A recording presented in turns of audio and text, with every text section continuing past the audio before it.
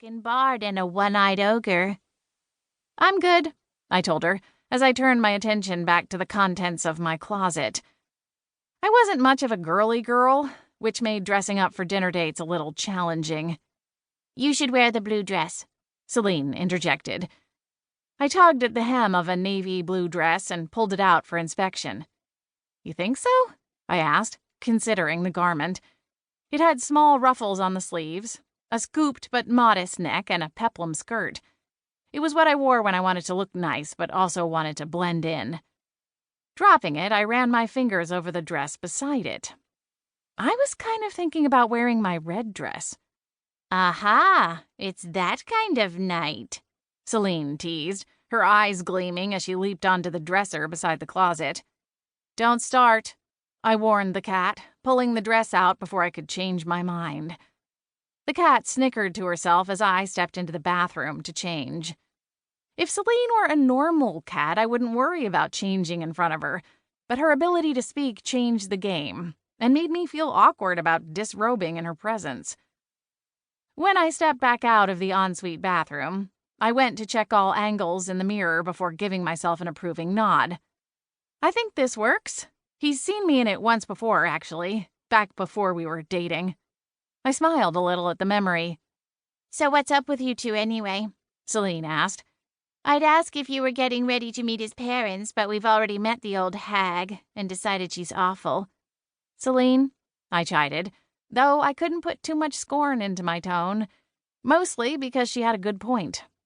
Clint's mother was prickly and rude and snobby, but she was also dying, and while she and Clint didn't have much of a relationship, she was still his mother, and therefore important to him.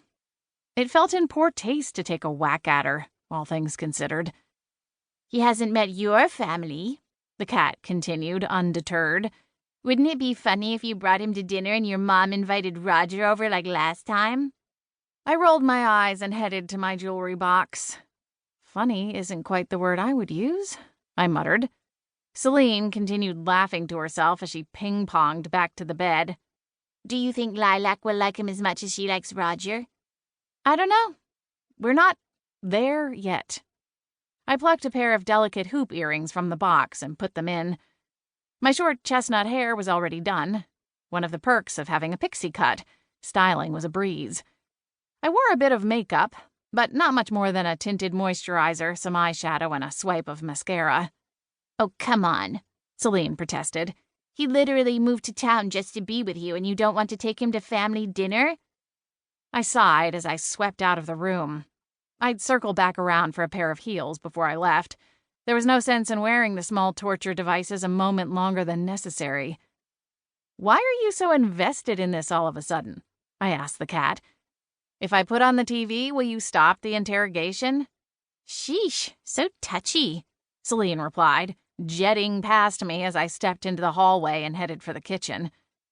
I skirted around her as I went to the fridge. Celine leaped onto the counter beside the sink, while I retrieved the fresh fillet of snapper, still wrapped in paper from the fish market. I thought about scolding her, but decided against it.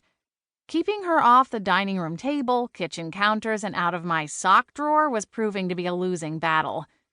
Celine did what Celine wanted to do. I was quickly learning to save my energy for bigger issues. Clint moved to town to take care of his mother, I reminded the cat as I took the snapper to the stove. Things were getting a little crowded, so he got his own place. It's only a short-term rental, and I have no idea how long he's planning on sticking around. Crowded? Celine scoffed. His mother's place looks like that mansion on The Bachelor. You could get lost just trying to find the bathroom in a house like that. She was right. The place was downright palatial. But with his mother's withering personality, I imagined she could take up more space than physically possible. Nodding, I grabbed a pan from the warming drawer under the oven and turned on a burner. All I know is that Clint wanted some space. You two going to christen the place tonight? Celine teased. I shot her a dark look. Are you done yet? She tilted her head. I blame you and the steady diet of reality dating shows you've had me on since my arrival. You don't have to watch, you know. Oh, sure. I'll just go into the other room and count the dust bunnies under the bed.